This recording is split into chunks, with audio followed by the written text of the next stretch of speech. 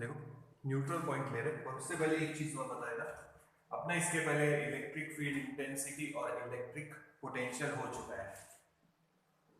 ये चार्ज है समझो Q, ये पॉइंट है P at a distance R, repulsion line का पॉजिटिव चार्ज ही है समझो। तो इलेक्ट्रिक फील्ड इंटेंसिटी यही डायरेक्शन में रहेगी जिधर फोर्स है। Repulsion first electric field intensity का फॉर्मूला 1/4 पाई एप्सिलॉन 0, ये चार्ज Q ये नहीं है क्योंकि electric field intensity is the force experience by unit positive test charge, तो यहां बचेगा r²। सेकंड पोटेंशियल का फॉर्मूला यही पॉइंट पे अगर निकाला है अपन ने 1/4 पाई एप्सिलॉन 0 Q/r, ये था। देखो ना रिलेशन देखा, अब अपन बता रहे रिलेशन, इसको भूल जाओ एक बार। Relation between electric field intensity and electric potential. So it is written as E is equals to minus dV upon dr. So electric field intensity is also defined as negative potential gradient, यानी change in potential with respect to distance, इसीलिए उसको बोलते हैं potential gradient. So electric field intensity is defined as negative potential gradient. कैसे I know देखते अभी ये हुआ है पहले, तो एक बार शॉर्ट में समझा दूंगा, ठीक है। नेगेटिव पोटेंशियल ग्रेडियंट, तो अपन ने बोला था कि एक यूनिट है न्यूटन पर कूलम और दूसरा यूनिट है इलेक्ट्रिक फील्ड इंटेंसिटी का वोल्ट पर मीटर, तो वो यहां से आया वोल्ट पर मीटर।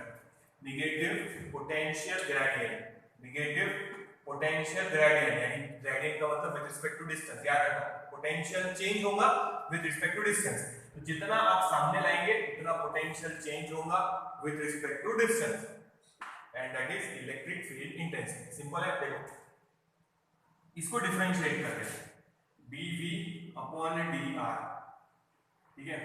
कांस्टेंट जो है वो 1/4 pi epsilon 0 Q constant bracket में 1/r का derivative with respect to r, it is minus 1/r², so we can write minus 1/4, दिख रहा ना, वापस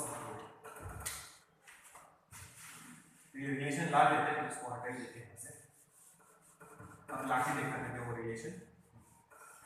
सो पोटेंशियल का फॉर्मूला ये है, इसको डिफरेंशिएट करो with respect to distance r, so it is 1/4 pi epsilon 0 Q constant, so derivative बचेगा सिर्फ 1/r का, सो 1/4 पाई एप्सिलॉन 0 वैसे Q वैसे 1/r का derivative minus 1/r², so we can write 1/4 pi epsilon 0, ठीक है। Q वैसे और अपॉन में कर देंगे r² और यहाँ कर देंगे माइनस, तो ये 1/4 pi epsilon 0 Q/r² मतलब E, तो it is minus E dV/dr, minus इधर ट्रांसफर करो, so E is equals to minus dV/d, तो इसी इक्वेशन पर से निकाल सकते हैं। ये रिलेशन याद रखना, electric field intensity is also defined as negative potential gradient. फिर न्यूट्रल पॉइंट मिलते हैं, नोट डाउन कर लो।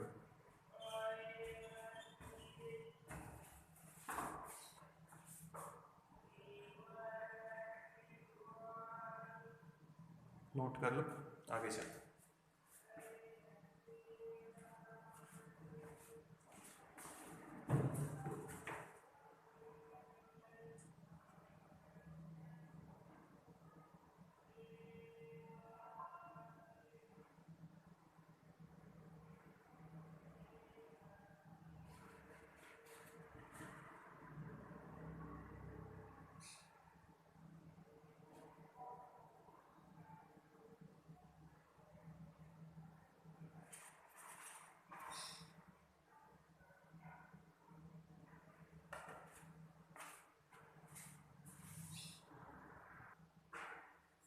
अब आते हैं न्यूट्रल पॉइंट पे।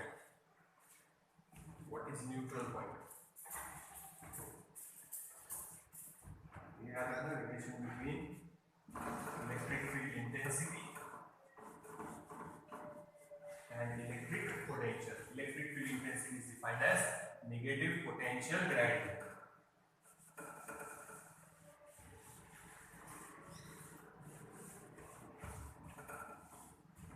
डिराइव किया है मैंने, तो इसे एक बार 11th-12th का इलेक्ट्रोस्टैटिक्स बेटा पढ़ लेना पूरा, जो एक्स्ट्रा पॉइंट है वो लिखा है। न्यूट्रल पॉइंट क्या है वो देखते हैं। न्यूट्रल पॉइंट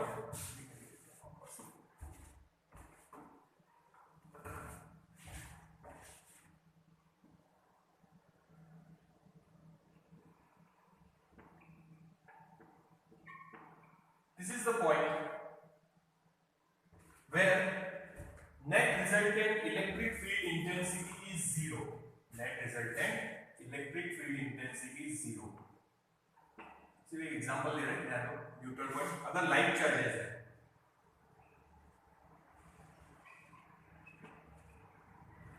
ये है पॉजिटिव Q1, ये भी पॉजिटिव Q2, बीच में कहीं तो भी पॉइंट कंसीडर करेंगे, समझो P, जहां चार्ज रखेंगे सपोज Q0, तो यहाँ पॉजिटिव चार्ज है Q0, ये उसको रिपेल करेगा इधर, तो इसकी इलेक्ट्रिक फील्ड इंटेंसिटी इधर वाली डायरेक्शन में रहेगी। इसको इमेजिन करो, ये पॉइंट है। अब इसको इमेजिन करेंगे तो ये इसको इधर रिपेल करेगा, तो कहीं दोनों के बीच में एक ऐसा पॉइंट रहेगा, अगर दोनों सेम चार्ज है तो एग्जैक्टली बीच में रहेगा, अगर ये बड़ा चार्ज है तो इससे दूर रहेगा वो पॉइंट, ये छोटा चार्ज है तो इसके नजदीक रहेगा। जस्ट एग्जांपल बता रहा हूं। तो एक कहीं तो भी दोनों के बीच में ऐसा पॉइंट रहेगा जहां net resultant electric field intensity zero रहेगी, यानी अपन बोल सकते हैं magnitude of E1 will be equal to magnitude of E2, दोनों का मैग्नीट्यूड सेम, मैग्नीट्यूड सेम है, डायरेक्शन अपोजिट है, इसीलिए नेट रिजल्टेंट जीरो। तो ये पॉइंट ऐसा है जहां net resultant electric field intensity zero है, this point is called neutral point. देखते हैं ऊपर डिराइव करते हैं, फॉर्मूला बता दें, ठीक है। मैग्नीट्यूड सेम है, डायरेक्शन अपोजिट है, देख लो ये डायरेक्शन, इसको इमेजिन करेंगे तो ये यूनिट पॉजिटिव टेस्ट चार्ज उधर रिपेल करेंगे, इसको कंसीडर करेंगे तो ये इधर रिपेल करेंगे, दोनों नेगेटिव लेंगे तो भी ऐसे आएगा अपोजिट में, ठीक है। Now E1 1/4 pi epsilon 0 Q1 upon R1 square, समझो यहां से यहां तक का डिस्टेंस है R1, ठीक है, और यहां से आगे ले रहे हैं R2, एक बार भी R1 R2 लिख रहे हैं, देखो एक बार 1/4 pi epsilon 0 Q2 upon R2, ठीक है, ओ सॉरी R2 स्क्वायर, थोड़ा चेंज करेंगे, देखते हैं, तो इसको मिटा देते हैं एक बार डिस्टेंस दिखाने के लिए। तो सपोज ये डिस्टेंस है x एक चार्ज से और पूरा डिस्टेंस है r, तो ये बचा हुआ डिस्टेंस कितना रहेगा r माइनस x। तो ये थोड़ा सा देखिए, फर्स्ट चार्ज से डिस्टेंस है x, समझो, तो पूरा डिस्टेंस r ले, पूरा डिस्टेंस r है, तो ये डिस्टेंस अगर x है तो ये डिस्टेंस रहेगा r माइनस x, को सब्स्टिट्यूट करो, ये और ये cancel, Q1 upon x square, पहले चार्ज से डिस्टेंस, दोनों के बीच में का डिस्टेंस r है, तो ये बचेगा r minus x whole thing square, इसको इधर ले लो, r माइनस x अपॉन में x स्क्वायर हटा देंगे तो इनको रूट में डाल दो, Q2 upon Q1, Q2 upon Q, separate करो इसको, r upon x minus 1 is equals to under root Q2 upon Q1, ये उधर जाएगा plus r upon x, it is under root Q2 upon Q1 plus 1, x का answer निकाला है समझो first charge से उस न्यूट्रल पॉइंट का डिस्टेंस, तो x can be written as r, ये x इधर, ये division, under root of Q2 upon Q1, बाहर है ये प्लस, तो डायरेक्ट ये फॉर्मूला भी यूज करेंगे तो भी चल जाएगा, या फिर स्टेप फॉलो करेंगे तो भी आंसर आ ही जाएगा। स्टेप भी बता दिए, डायरेक्ट फॉर्मूला याद रखो, फर्स्ट चार्ज से अगर डिस्टेंस निकालना है x, तो ये वाला फॉर्मूला डायरेक्ट लगा सकते हैं, where r is the distance between the two charge, r upon under root of q1 sorry q2 upon q1 plus 1। देखिए तो ये है neutral point for like charge. Unlike charge रहे तो क्या वो बता था पहले नोट डाउन।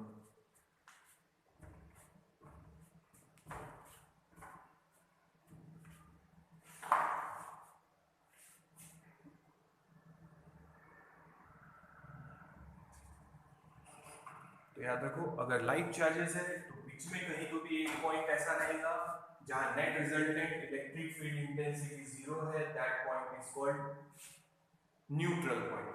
ठीक है, अगर लाइक चार्जेस है दोनों पॉजिटिव है दोनों नेगेटिव तो बीच में कहीं तो भी होगा। अगर चार्ज दोनों सेम है तो ये डिस्टेंस और ये डिस्टेंस भी सेम ही रहेगा, वो तो सॉल्व करने की जरूरत नहीं है। अगर चार्ज इक्वल नहीं है तो ये फॉर्मूले से या ये मेथड से आप लोग फाइंड आउट कर सकते हैं। अब अनलाइक चार्ज अगर है एक पॉजिटिव एक नेगेटिव तो याद रखो लाइक चार्जेस में न्यूट्रल पॉइंट उन दोनों के बीच में रहेगा कहीं तो। डायरेक्शन अपोजिट है ना, there can be a point where net resultant electric field intensity 0। अब देखेंगे अनलाइक चार्ज में कैसा होगा।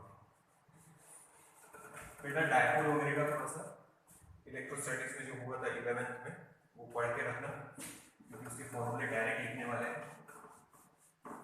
या फिर अभी 11th में इलेक्ट्रोस्टैटिक्स शुरू किया है तो उसको खत्म होने में थोड़ा सा टाइम लगेगा। तो अपलोड करूंगा तो आपको पता चल ही जाएगा, सब्सक्राइब करके रखो।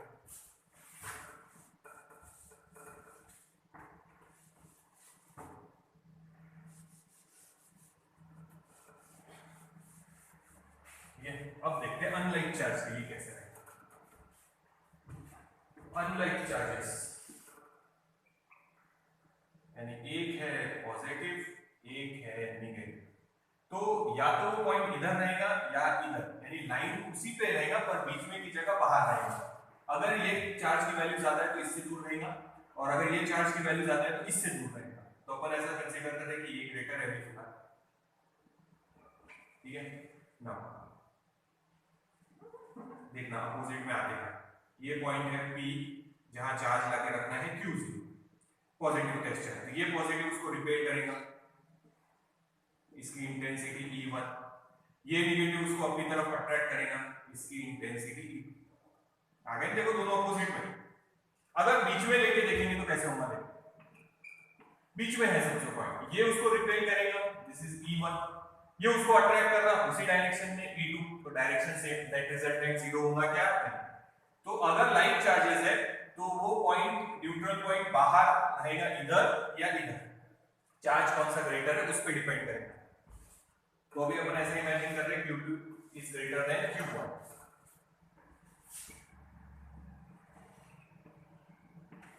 तो इससे दूर रहेगा वो पॉइंट और इसके क्लोज, क्योंकि इसका फील्ड वीक है तो इससे नजदीक, इसका फील्ड स्ट्रांग है तो इससे दूर, ताकि थोड़ा वीक रहे। तो दोनों का फील्ड सेम होना चाहिए ना इसी। ठीक है, तो देखो ये स्ट्रांग चार्ज है समझो, तो इसकी इंटेंसिटी यहां है समझो 10, ये वीक चार्ज है तो इसकी इंटेंसिटी 10 उसके नजदीक रहेगी थोड़ी, इसमें दूर जाएंगे तो इंटेंसिटी कम, इसमें नजदीक ही रहना पड़ेगा तो इंटेंसिटी 10 हो। अगर इसको नजदीक लाएंगे तो इसकी इंटेंसिटी कितनी हो जाएंगे 20। ठीक है, तो इतने डिस्टेंस पे इसकी इंटेंसिटी ज्यादा है इसकी कम है, अब इसके जितनी मैच कर रहे हैं तो डेफिनेटली यहां से अपने को दूर जाना पड़ेगा, क्योंकि ये स्ट्रॉन्ग चार्ज है समझो 15 कूलम, ये है 5 कूलम, तो डेफिनेटली इंटेंसिटी यहां कम है, इतनी इंटेंसिटी अगर चाहिए तो इससे दूर जाना पड़ेगा। तो वही लॉजिक यहां लगाया। ठीक है, देखो आगे, again equal in magnitude opposite in direction. मान लो ये Q1 से डिस्टेंस है x, इन दोनों के बीच में का डिस्टेंस r, तो ये पूरा डिस्टेंस कितना हो जाएगा r प्लस x, तो वही E1 is equal to E2 लिखेंगे, मैग्नीट्यूड सेम डायरेक्शन अपोजिट, तो net resultant 0, 1/4 pi epsilon 0 Q1 upon r1 square, दूसरे का 1/4 pi epsilon 0 Q2 upon r2। यही वैल्यू सब्स्टिट्यूट कर देते, r1 यहां से यहां तक का डिस्टेंस है x, और r2 यानी यहां से यहां तक का डिस्टेंस r प्लस x। ठीक है, तो वो डाल देते यहां पे, तो ये x स्क्वायर और ये r plus x whole square, ये और ये कैंसिल, इसको इधर ले लो, r plus x upon x whole square, इधर बचेगा q2 अपॉन q1, स्क्वायर हटा देंगे रूट, सेपरेट करो, r upon x plus 1 x upon x is equals to under root of q2 upon q1, ये 1 उधर ले जाओ, r upon x is equals to under root of q2 upon q1 minus 1, so we can say x will be equal to r upon में ये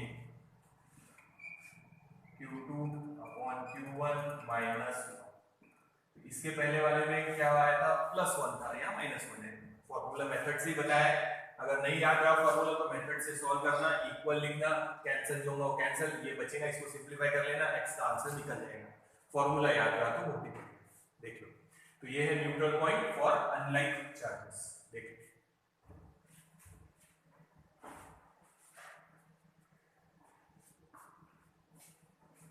note down करो, आगे चलते हैं।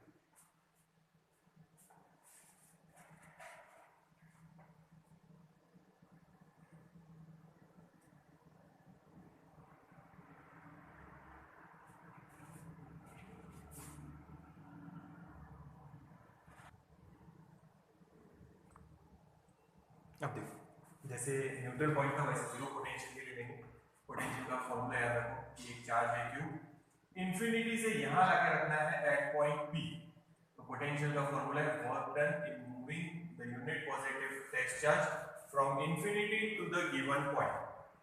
अगर लाइक चार्जेस है, जैसे दोनों पॉजिटिव या दोनों नेगेटिव, तो कहीं पे भी ऐसा पॉइंट नहीं रहेगा जहां जीरो पोटेंशियल हो, यानी वर्क डन क्या हो, जीरो, यानी जब आप चार्ज यहां से लाएंगे या यहां से लाएंगे या यहां से लाएंगे या यहां से या यहां से कहीं से भी लाएंगे, दोनों चार्ज उसको रिपेल ही करने वाले हैं यूनिट पॉजिटिव टेस्ट चार्ज को, तो डेफिनेटली आप लोगों को वर्क परफॉर्म करना ही पड़ेगा। सो याद रखना, ऐसे लाइन लिखना जीरो पोटेंशियल हेडिंग के लिए, लाइक चार्जेस के लिए, कि there is no point where potential is zero for two like charges. Like charges के लिए कहीं पे भी ऐसा पॉइंट नहीं मिलेगा जहां पोटेंशियल क्या रहेगा, जीरो। हाँ, अनलाइक चार्जेस के लिए मिल सकता, अनलाइक चार्जेस, ठीक है, पहले लाइक चार्जेस के लिए लिया, अब ले रहे अनलाइक चार्जेस के लिए। मान लो एक पॉजिटिव एक नेगेटिव, तो बीच में कहीं तो भी एक ऐसा पॉइंट होगा, एक अट्रैक्ट कर रहा एक रिपेल कर रहा, तो डेफिनेटली कहीं पॉइंट ऐसा होगा जहां वर्क डन कितना होगा, जीरो, क्योंकि एक अट्रैक्ट कर रहा है, जैसे टग ऑफ वॉर है, एक इधर खींच रहा एक इधर खींच रहा, अगर दोनों सेम है तो नेट डिस्प्लेसमेंट जीरो, तो वैसे ही यहां आएगा, एक अट्रैक्ट कर रहा एक रिपेल कर रहा, जैसे अब इलेक्ट्रिक डायपोल लेंगे अपन, two charge equal in magnitude opposite in nature, तो बीच में आएगा इक्वेटर पे ऐसा पॉइंट जहां नेट पोटेंशियल कितना रहेगा, जीरो, तो इक्वेटर पे कहीं पे भी ले लो, यहाँ पे यहाँ पे यहाँ पे और यहाँ पे, तो नेट रिजल्टेंट कितना रहेगा, जीरो, क्योंकि एक पॉजिटिव है एक नेगेटिव है, तो एग्जैक्टली सेंटर में आएगा। पर यहाँ कहीं कभी और भी हो सकता है दोनों के बीच में, जहां नेट रिजल्टेंट वर्क डन कितना होगा, जीरो, क्योंकि एक अट्रैक्ट कर रहा और एक रिपेल कर रहा, this is q1 this is q2, ये डिस्टेंस है समझो x और ये डिस्टेंस है r, सॉरी टोटल डिस्टेंस है r, तो ये आएगा r माइनस x, ठीक है। तो अपन सिंप्लीफाई नहीं करेंगे, सिर्फ बता रहा एक बार, दोनों का पोटेंशियल सेम, एक का पॉजिटिव वर्क डन एक का negative work done, so magnitude v1 is equals to v2, तो यहां लिखेंगे 1/4 pi epsilon 0 q1 upon x, square नहीं है, 1/4 pi epsilon 0 q2 upon r minus x, जैसे वो सॉल्व किए थे वैसे ये सॉल्व करके देखना, तो फाइनल आंसर मिलेगा x is equals to r upon q2 upon q1 plus 1, वहां रूट आया था क्योंकि स्क्वायर थे, अब रूट नहीं है, सिंपलीफाई करके देखा, ठीक है। एक ये पॉइंट हो गया x, एक पॉइंट यहां पे भी हो सकता बाहर की तरफ, जहां नेट पोटेंशियल कितना होगा, जीरो, समझो ये डिस्टेंस है y, तो ये भी डायरेक्ट लिख रहे, तो ये यहां से पूरा डिस्टेंस हो जाएगा r प्लस y का आंसर डायरेक्ट लिख रहे हैं, आप लोग सिंपलीफाई करके देखना, इसके पहले जैसे किया था, ये एक हो गया x का आंसर, y के लिए आप लोग ऐसा लिख के देखना 1/4πε0 q1/x, पहले वाले से x और पहले वाले से y किए सिंबल बदल दिए, और दूसरे वाले से r + y, तो 1/4πε0 q2/r + y। तो इसमें y का आंसर आएगा r/स्क्वायर नहीं है, q2/q1 - 1। सिर्फ उसमें रूट आए थे न्यूट्रल पॉइंट में, इसमें रूट नहीं है, तो इनको सिंपलीफाई करके देखें। तो लाइक चार्जेस अगर है तो there will be no such point where field के अंदर, फील्ड के बाहर तो जीरो है, फील्ड के अंदर कोई भी ऐसा पॉइंट नहीं रहेगा जहां जीरो पोटेंशियल है। और अनलाइक चार्ज अगर है तो यहां या यहां हो सकता है वो पॉइंट, डिपेंडिंग अपॉन देखेंगे चार्ज की क्वांटिटी। तो यहां अगर है तो x किया है तो ये फॉर्मूला से निकालेंगे, उसी लाइन पे उन दोनों के चार्ज के बाहर की तरफ है तो y निकालेंगे तो ये फॉर्मूला से। तो ये आप लोग सिंपलीफाई करके देखना, जैसे चार्ज का किया था न्यूट्रल पॉइंट के लिए वैसे ही है, सिर्फ स्क्वायर नहीं है तो रूट नहीं है, बाकी देख लो वही है सब कुछ, प्लस ये माइनस। देखो ये नोट डाउन करो, आगे चलो।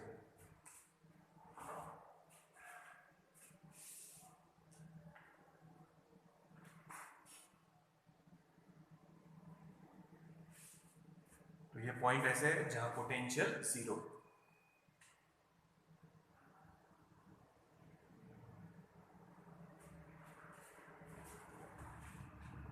तो अगर बीच में है तो x ले लिए तो ये आया फॉर्मूला q2/q1 + 1 और ये है r, और ये y देखो दिख रहा हो,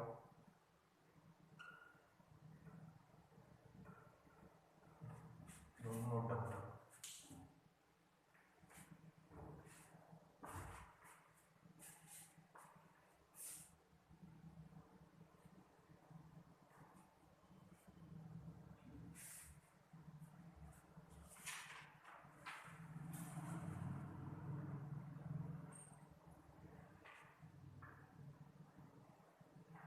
अब हम इलेक्ट्रिक डायपोल का ही शुरू करेंगे, वीडियो पॉज करो, एक बार इलेक्ट्रिक डायपोल का पढ़ लो, 11th में से 12th में से जो भी होगा इलेक्ट्रिक डायपोल के बारे में पढ़ लो, तो वो अब अपन कंटिन्यू कर रहे हैं आगे।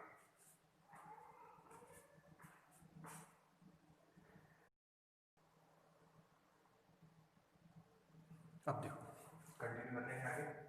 इलेक्ट्रिक डायपोल, इसके भी इक्वेशंस हुए हैं, आप लोगों ने एक बार 11th 12th बोला है, इलेक्ट्रोस्टैटिक्स पूरा पढ़ लो, ये जस्ट अपन रिवीजन ले रहे हैं। Polar and non polar dielectric हुए। पोलर डाइलेक्ट्रिक कैसे थे, जिसमें मॉलिक्यूल के एग्जांपल थे HCl और we can say water H2O। So in these molecules, center of positive charge does not coincide with the center of negative charge. तो ये polar molecule यानी they will behave like an electric dipole. Polar molecules are the molecules in which HCl, H2O, याद रखो, center of mass of the positive charge does not coincide with the center of negative charge. दोनों separated है, means two charges equal in magnitude, opposite in nature, separated by a finite distance. This is electric dipole. तो electric dipole के example याद रखो, polar molecules.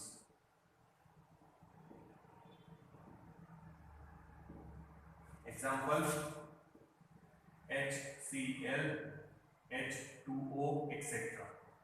तो polar और non polar molecule हुए। Non polar जैसे था H2N2, centre of positive charge coincide with the centre of negative charge, तो यहां सेपरेटेड है, उनके बीच में एक फाइनाइट डिस्टेंस है दोनों के बीच में, ये पॉजिटिव ये नेगेटिव, तो इनको बोलते हैं पोलर मॉलिक्यूल्स।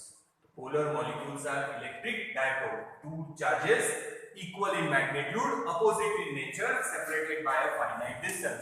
तो याद रखना, polar molecules such as this HCl, H2O, the centre of positive charge does not coincide with the centre of mass of the negative charge, उनके बीच में सेपरेशन है, ठीक है। So they will behave like a electric dipole, two charges equal in magnitude, opposite in nature, separated by a finite distance. जैसे magnetic dipole वैसे electric dipole याद रखो।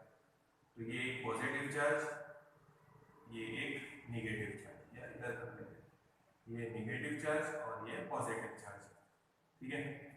These are electric dipole, two charge equal in magnitude, opposite in nature, एक plus एक minus, magnitude same है, separated by a finite distance. तो L से denote करेंगे, ये भी L से, यहाँ से। तो याद रखो कुछ टर्म्स लिख लेते हैं। डायपोल लेंथ, डायपोल लेंथ बोला तो इट इज ट्वाइस है, सिर्फ L नहीं ना, ट्वाइस है, सेंटर से यहाँ तक, सेंटर से यहाँ तक। स्वच्छ भारत हो जाएगा, कर लिया।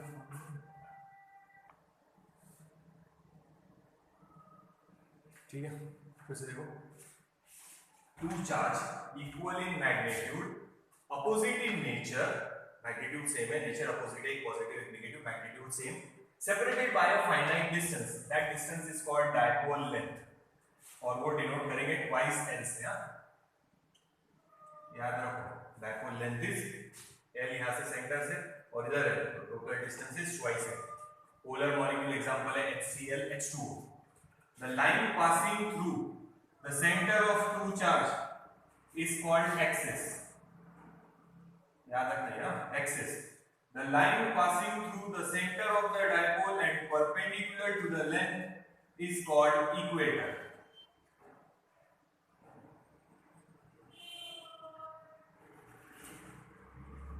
इक्वेटर, फिर से देखो, line passing through the center of two charge is called axis. The line passing through the center of the dipole, the center of the dipole है, and perpendicular to the length is called equator. दोनों का combined effect charge का electric dipole moment.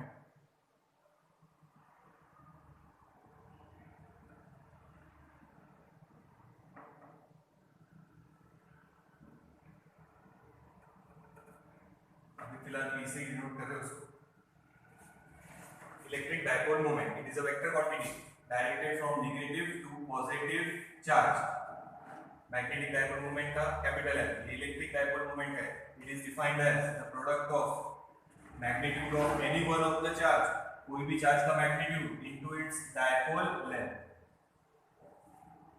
It is defined as product of magnitude of any one of the charge in the dipole into dipole length. It is a vector quantity directed from negative to positive charge. ठीक है, and unit तो पता ही है, coulomb और metre, इसका ये coulomb, और dimensions charge के m0, l0, p1, i1, ये चार्ज के डायमेंशन, मीटर है तो ये 1। ये डायमेंशन हो गए, वेक्टर क्वांटिटी है, ये डायरेक्शन हो गई नेगेटिव टू पॉजिटिव।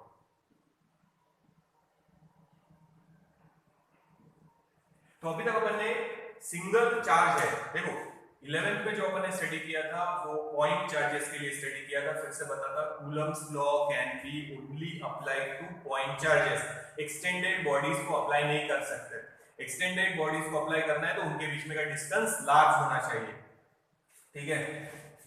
अभी तक अपन ने देखा कि सिंगल पॉइंट चार्ज की इलेक्ट्रिक फील्ड इंटेंसिटी कितनी रहती है। अब अपने पास है इलेक्ट्रिक डायपोल, एक पॉजिटिव चार्ज एक नेगेटिव चार्ज। तो अब अपन इलेक्ट्रिक फील्ड इंटेंसिटी का फॉर्मूला डिराइव किया है, अपन डायरेक्ट लिखने वाले हैं, किया है, ठीक है। 11th की टेक्स्ट बुक खोल के देखो, electric field intensity due to electric dipole derive किया है, तो वो देख लो, फिर इसका आगे कंटिन्यू करो। टेक्स्ट बुक देख लो एक बार 11th की, और ये टॉपिक से याद रखो, ये एक्सिस, ये equator, dipole length, electric dipole moment, ये सब याद रखो। अब अपन लिखने वाले हैं इलेक्ट्रिक फील्ड इंटेंसिटी का formula due to electric dipole. देख लो एक बार,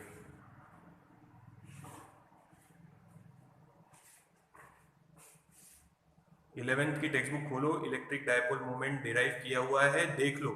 इलेक्ट्रिक डायपोल का अपन इक्वेशन डिराइव किया है इलेक्ट्रिक फील्ड इंटेंसिटी की, जो अभी डायरेक्ट लिखने वाले हैं वो अपन ने डिराइव किए हैं। 11th की टेक्स्ट बुक खोल के देखो एक बार, या फिर अभी 11th का इलेक्ट्रोस्टैटिक शुरू कर रहा, समझो जब तक ये वीडियो मिलेगा आप लोगों को 2-3 हो चुके होंगे, तो वो भी देख सकते हैं आप लोग। एक बार ये नोट डाउन करो, आगे चलते।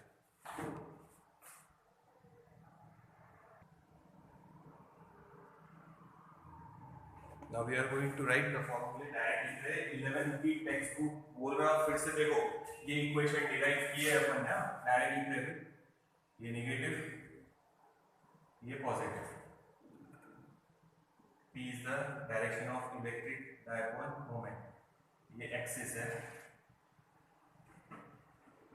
यहाँ पे कहीं तो भी है समझो वो पॉइंट P सेंटर से उसका डिस्टेंस लेंगे r तो यहाँ इलेक्ट्रिक फील्ड इंटेंसिटी रिजल्टेंट ये डायरेक्शन में आएंगी E एक्सिस रुक जाते एक बार 11th की टेक्स्ट बुक खोलो उसमें फॉर्मूला देख लो एक बार फिर आगे कंटिन्यू करते हैं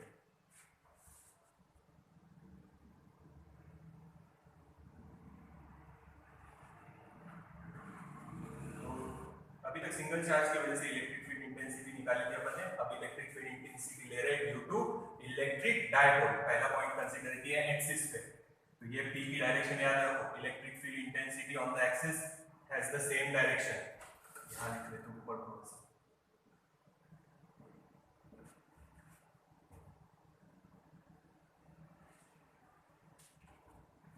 तो इक्वेशन देख लेना एक बार सॉल्व किया है मैंने 1/4 pi epsilon 0 twice p into r upon r square minus l square whole thing square derivation हुआ है 11 का देखो 11 पे ये डिराइव किया है अपन ने कि एक्सिस पे अगर लेना है पूरे मेथड से डिराइव करके दिया है देखो ये लिखा हुआ होगा वहां पे 1/4 pi epsilon 0 twice p ये r upon R square plus L sorry minus L square whole thing square ठीक है डायरेक्शन पूछा तो ई की डायरेक्शन है पैरेलल टू वेक्टर p दोनों की डायरेक्शन सेम अब अगर शॉर्ट इलेक्ट्रिक डायपोल है यानी L is very very very small as compare to r तो यहाँ पे जो ये है इसमें L वो निगलेक्ट कर देंगे तो E axis for the short dipole can be written as 1/4 pi epsilon 0 twice p into r l को निगलेक्ट कर दो l की वैल्यू स्मॉल है तो स्क्वायर और भी छोटा हो जाएगा तो ये l स्क्वायर हट गया ये बचेगा r रेज़ टू 4 एक अच्छा नीचे कैंसिल करो ठीक है final answer is 1/4 pi epsilon 0 twice p एक r कैंसिल बचेगा r cube this is the final answer ये भी चलता और ये भी चलता ये तभी यूज करना when electric dipole is short electric dipole के लिए है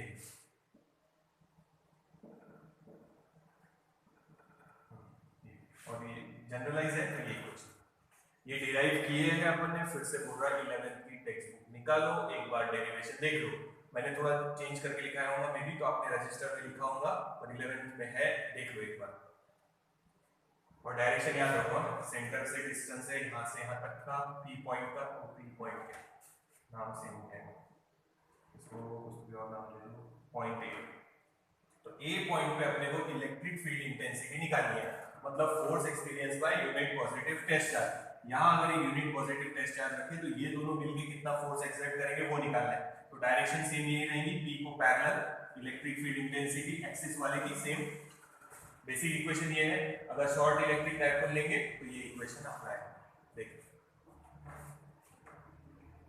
दूसरा पॉइंट था इक्वेटर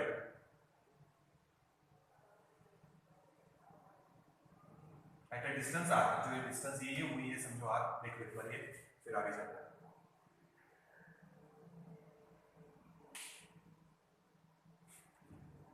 नोट डाउन करो देखो एक बार 11 की निकाल के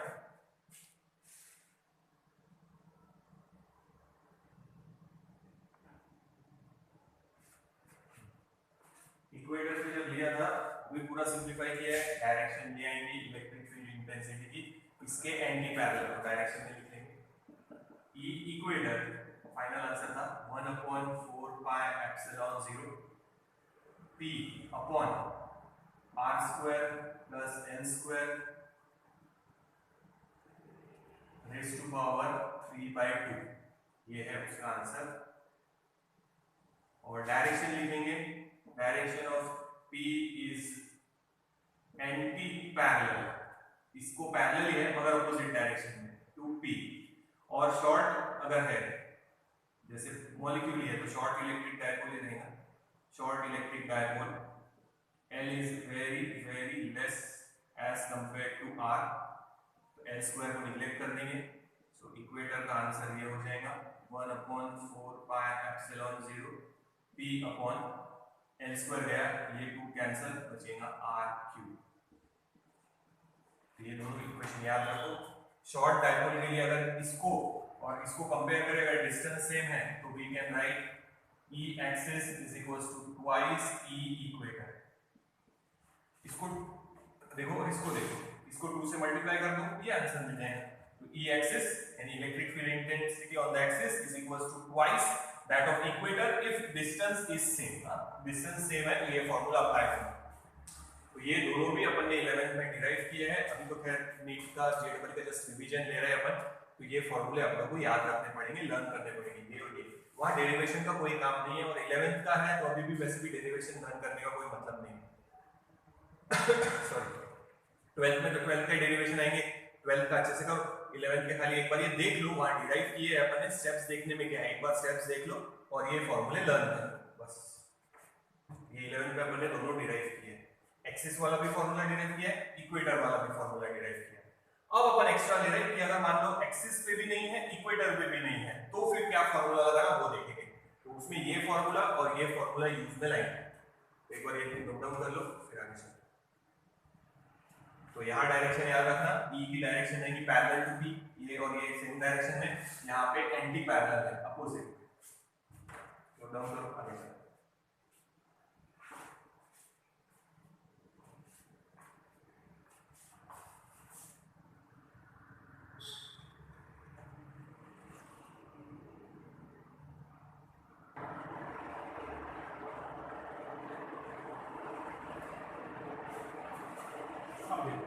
आगे अब ले रहे हैं अपन at any angle suppose theta, न एक्सिस पे है न इक्वेटर, ठीक है। यहाँ है सपोज, अच्छा डायग्राम अच्छे से देखना, ये हुआ नहीं तो ये मैं थोड़ा डिटेल में बता रहा था। इधर डॉट, ये नेगेटिव, ये पॉजिटिव, यहाँ पे है समझो पॉइंट P या कोई भी a point which is at an angle theta, ना एक्सिस पे है ना इक्वेटर पे, ठीक है। और ये P की डायरेक्शन है, P। तो इसके लिए कैसे करेंगे वो देखना। P को दो कंपोनेंट में डिवाइड कर रहे हैं, P is a vector quantity, उसको दो कंपोनेंट में डिवाइड कर रहे हैं, एक ये कंपोनेंट और एक ये कंपोनेंट।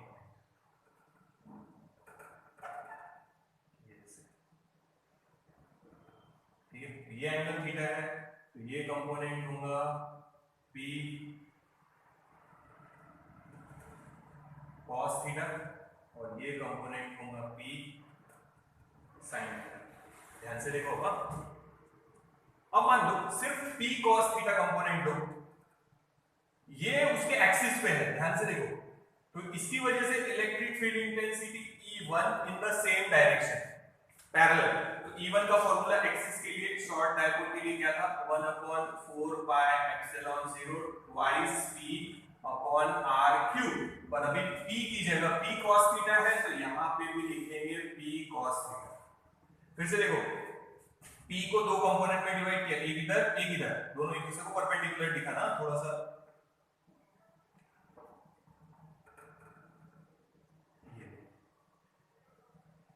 ठीक है। तो ये P cos थीटा, तो पहले ये P sin थीटा भूल जाओ, P को तो रिजॉल्व कर लिया, वो तो हट ही गया। P cos थीटा, अगर ये डायपोल है समझो, जिसका डायपोल मोमेंट है P cos थीटा, तो ये पॉइंट उसके एक्सिस पे है, तो ये E1। अब अगर ये काउंट करो P sin थीटा, तो ये उसके इक्वेटर पे है, इसको भूल जाओ, ये हटा देते हैं, इसको देखो, इसके इक्वेटर पे है, तो इसके एंटी पैरेलल निकालना, इसकी वजह से इंटेंसिटी E2, तो E2 का आंसर लिखेंगे इक्वेटर वाला formula 1/4 pi epsilon 0 P upon R cube, और यहाँ है P sin थीटा, तो ये लिखेंगे P sin थीटा। ध्यान से देख लो, समझ में आया क्या?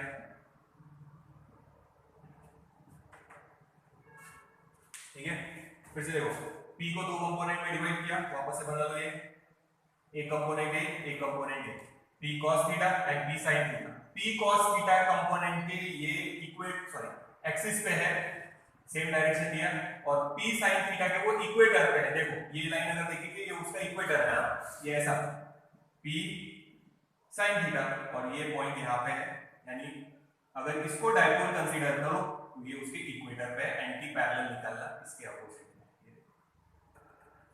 और अगर p cos थीटा ले तो उसके एक्सिस पे, इसको अगर डायपोल कंसीडर करें तो ये पॉइंट उसके एक्सिस पे है, इसीलिए सेम डायरेक्शन लिया है।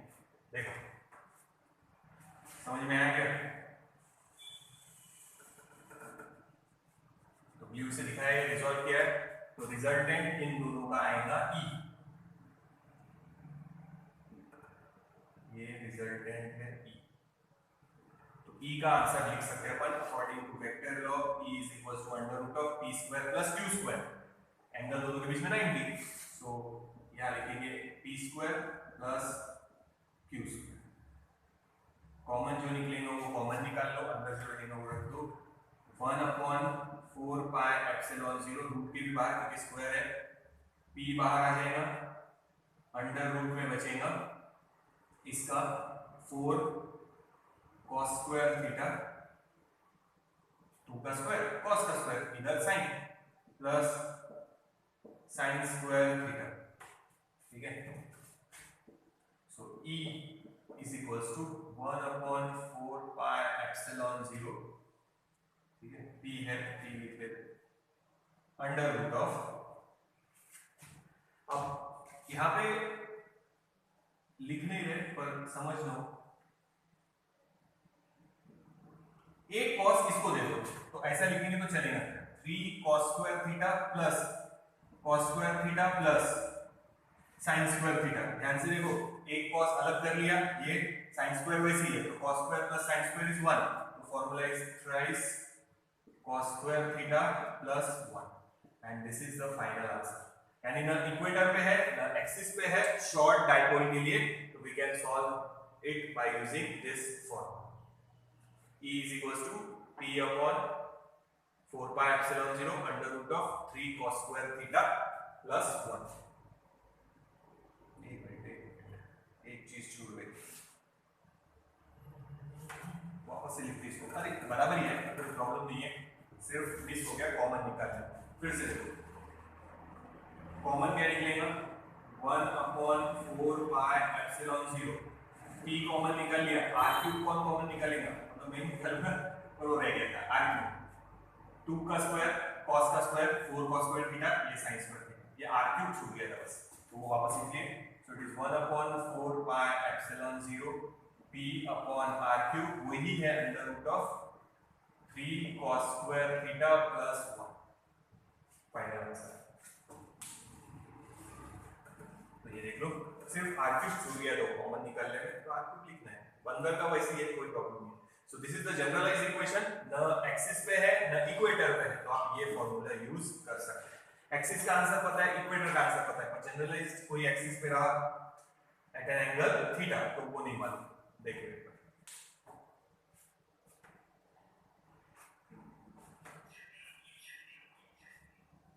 ये फॉर्मूला नहीं है फिर भी लिखा गया है, तो आप ध्यान रखो।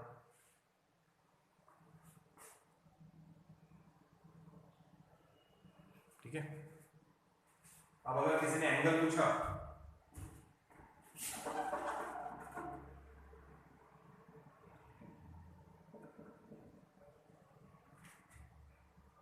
ये फॉर्मूला फाइनल याद रखना, स्टेप्स बता दिए इसे।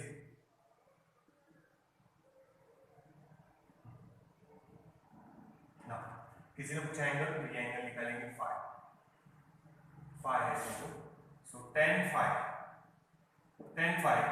अब इसको अगर पहले लोग हम कंप्लीट कर ले, tan इज अपोजिट यानी e2 अपॉन एडजेसेंट e1, तो यहां लिखेंगे e2 अपॉन e1, ये है e2, ये है e1, यहां बचेगा sin, यहां बचेगा ट्वाइस cos, तो ऊपर बचा है sin थीटा अपॉन, बाकी सब कैंसिल हो जाएंगे, e2 upon e1 sin theta, और नीचे बचेगा ट्वाइस cos थीटा, बाकी सब cancel. So we can write tan phi यानी ये is equals to 1/2 यानी ये sin upon cos tan theta। और इस फॉर्मूले से phi की वैल्यू निकाल सकते हैं। ये तो दिया ही रहेगा ना, 30 डिग्री पे है, 40 पे है, 50 पे जो भी होगा ये दिया रहेगा। ये phi निकालना है तो ये वाले फॉर्मूले से निकालना। tan phi is equals to half of tan theta। तो ये एंगल भी पता चल जाएगा। तो ये पूरा कंप्लीट हो गया। एक चीज और बता तो याद रखो, ये करना नहीं, पर अगर मान लो इसको पीछे ड्रॉ करो, ऐसे एक्सटेंड करो, तो ये जो एंगल है ये है angle with the axis. Angle with the axis, तो ये निकालना पड़ेगा। तो ये एक्सटीरियर एंगल है, it is the sum of remote interior angle. ये फाई है तो ये भी फाई रहेगा, ये थीटा है तो it is theta plus phi. तो अगर किसी ने बोला एंगल निकालो विद द एक्सिस, तो थीटा निकला दिया रहेगा, फाई निकालना ये वाले फॉर्मूले से थीटा प्लस फाई कर देना, तो ई का एंगल विद द एक्सिस मिल जाएगा। देखो दिख रहा ना? हाँ ठीक है। तो ये है angle with the axis, theta plus phi. यहां से हटा देते हैं, यहां लिख देते हैं एंगल विद एक्सिस पूछा तो करना थीटा प्लस फाई। ठीक है,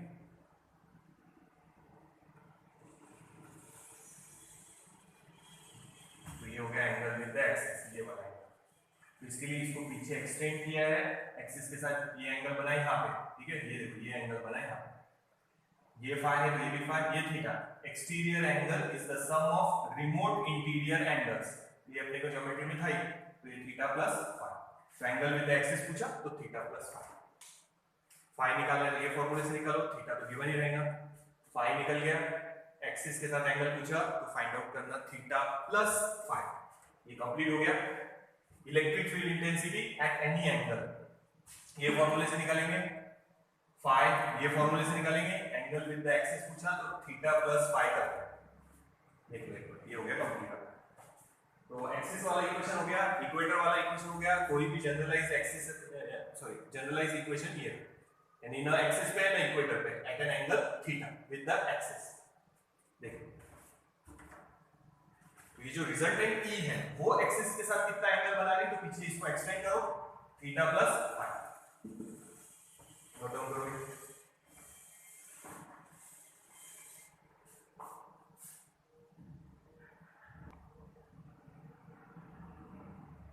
अच्छे से देख लो। हाँ ये फॉर्मूला नहीं हुआ है, पूरा मेथड से बता दिया, ध्यान रखना।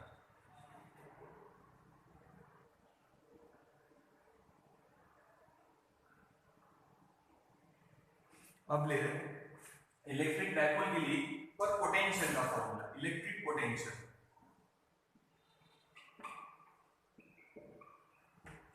Electric potential due to electric dipole,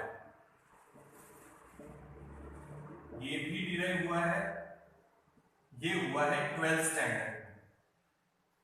electric field intensity due to electric dipoles 11th standard में। अब इलेक्ट्रिक पोटेंशियल का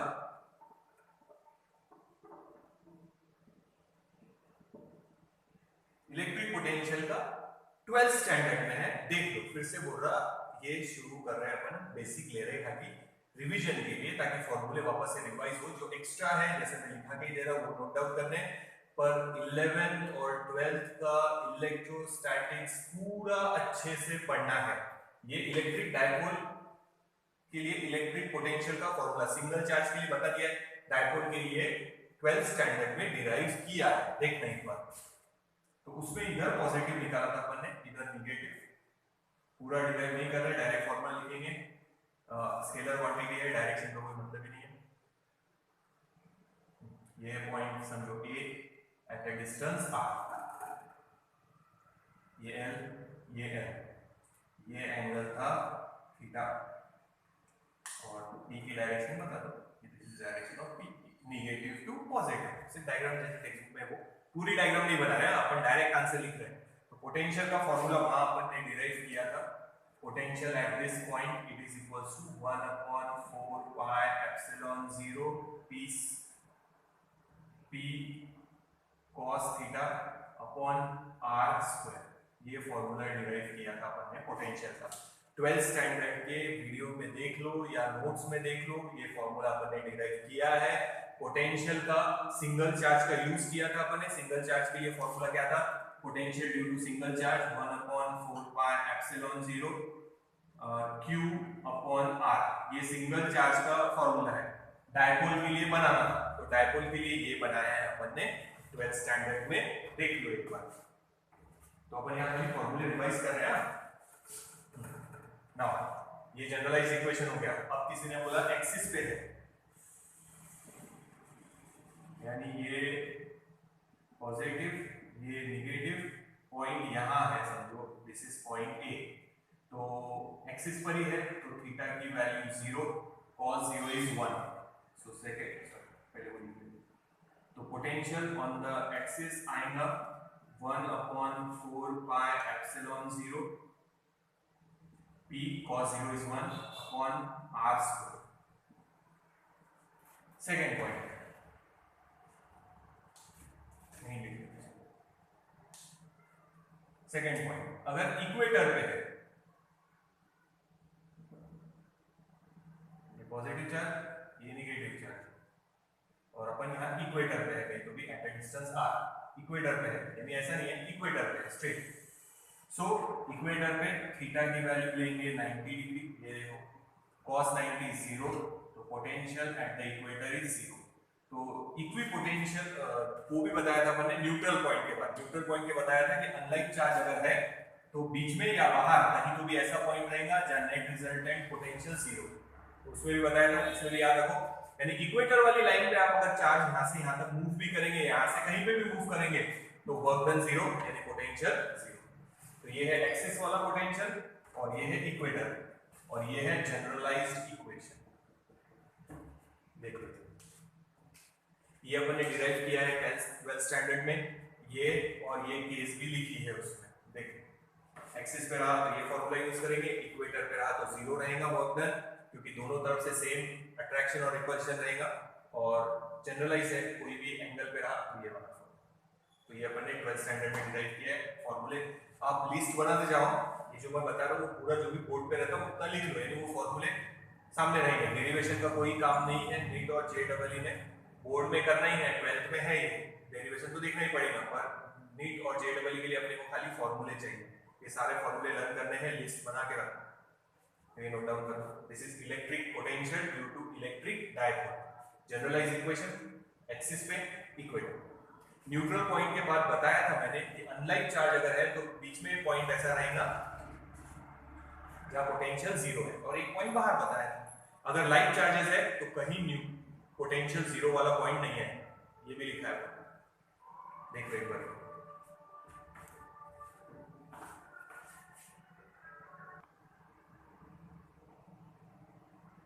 अब लेंगे, देखो torque acting on electric dipole.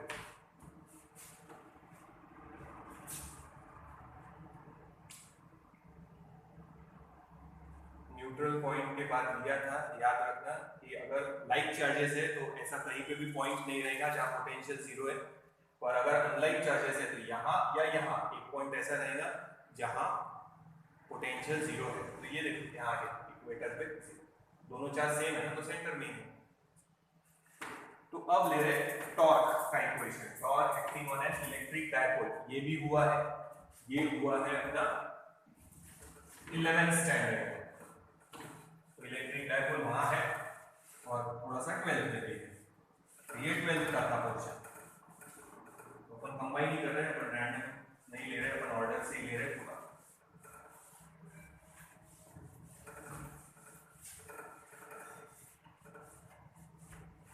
चलो आगे चले। ये भी टॉर्क का इक्वेशन देख लेना, डायरेक्ट आंसर लिख रहे हैं अभी।